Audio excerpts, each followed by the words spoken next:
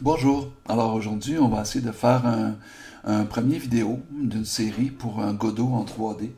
Alors je vais cliquer sur Nouveau projet dans Godot.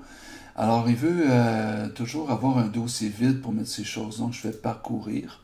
Toi tu peux aller prendre n'importe quel de tes répertoires, c'est un répertoire Godot, c'est parfait. Moi je vais aller dans mon D, puis après ça ici je vais aller le mettre dans Godot pour vidéo. Puis après ça, ici, je vais aller cliquer, me faire un dossier pour, ça va s'appeler Godot 3D exercice 1. Après ça, je vais sélectionner le fichier courant. Maintenant, c'est cliquer en vert ici, créer et ouvrir. Et voilà, Godot est parti. Je vais choisir la scène en 3D parce qu'on va faire une vidéo en 3D. Donc ici, ça me met un premier nœud qui s'appelle spatial. Je vais le changer pour, mettons, un premier niveau, level. Après, est-ce que ça me prend dans le premier niveau, ça me prendrait une forme de collision. Donc ici, je vais aller cliquer sur mon niveau. Je vais aller faire un nœud enfant. Puis, je vais aller chercher une... c'est pas une forme de collision que ça prend. Ça prend, dans l'aspect physique, ça prend un rigid body. Un objet, on voit que c'est un ballon. Donc, je double-clique dessus. Le ballon va pouvoir bouger. Donc, c'est un objet qui va pouvoir bouger. Je vais l'appeler box. Je change son nom. Parfait. Et là, de cet objet-là, je vais lui donner une forme de collision. Donc, je vais créer un nœud enfant. Dans ceci, un objet de collision. Il est ici, collision shape. Toujours dans le rouge. Et ici, il me fait une petite mise en garde. Ça prend une forme pour fonctionner. Souvent, quand c'est une petite mise en garde comme ça, il faut que j'aille faire quelque chose dans l'inspecteur. Shape, qui est la forme. Je vais lui donner une forme d'une boîte, okay, qui va être ici. Et là, donc ça, c'est sa boîte de collision, mais maintenant, ça me prend un grillage. Il appelle ça un grillage, ça va être dans des instances, Visual Instance. Puis si je prends la géométrie Instance, Mesh Instance, voilà, Mesh Instance. Alors ici, je double-clique là-dessus. Et ça aussi, le mesh, ça, faut qu'il y ait un cube. Il faut y faire un cube. Voilà, donc j'ai formé un premier cube. Mais maintenant, est-ce que je peux le voir? Je ne prendrai pas le premier, mais le deuxième ici. Lancer la scène. Et là, il veut que je l'enregistre. Je l'enregistre. Et c'est enregistré en bas ici, level.tsn. Mais on ne voit rien. Pourquoi qu'on ne voit rien? Parce que je n'ai pas installé de caméra encore. Alors, je vais aller lui installer une caméra. Je clique sur Level, le petit plus ou le bouton de droite, spatial, et on voit la caméra est là. La caméra, il y en a plusieurs caméras, mais ici, je prends la caméra principale, je double-clique dessus. Puis, j'aurais aimé ça la déplacer, mais elle est à l'intérieur de mon cube. Je vais aller cacher avec le petit œil ici, juste le masquer, pour, en me servant les flèches, pouvoir la déplacer. Vers le haut, vers l'arrière, je me recule un peu. Toujours vers l'arrière, vers le haut. Et après ça, je pourrais la pencher un peu, changer son orientation pour qu'elle nous montre le cube. Je vais regarder ça. Je regarde ceci. Je suis un peu proche. Je pourrais la reculer encore un peu. Je clique sur ma caméra. Je la recule encore un peu. Parfait, ça va être ça. On voit que le cube a tombé. Donc, lui, il est soumis à la gravité. Mais je vais lui faire un plancher maintenant. Alors, ce que je vais faire, c'est que je vais déplacer le cube.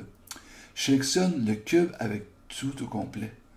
Et là, je le déplace un peu vers le haut pour être capable de mettre un plancher en dessous. Alors, pour faire le plancher, je vais me replacer dans le level qui est ici. Puis, je vais aller me faire un autre dans les collisions physiques, je vais me prendre un static body. le static body, qui va être un petit cube. Encore là, je vais remettre la même chose. Une forme de collision, puis un mesh, un grillage par-dessus. Fait que je vais y aller tout de suite. Je vais mettre un enfant ici. Mais ils sont ici. Je pourrais les prendre direct. Collision shape.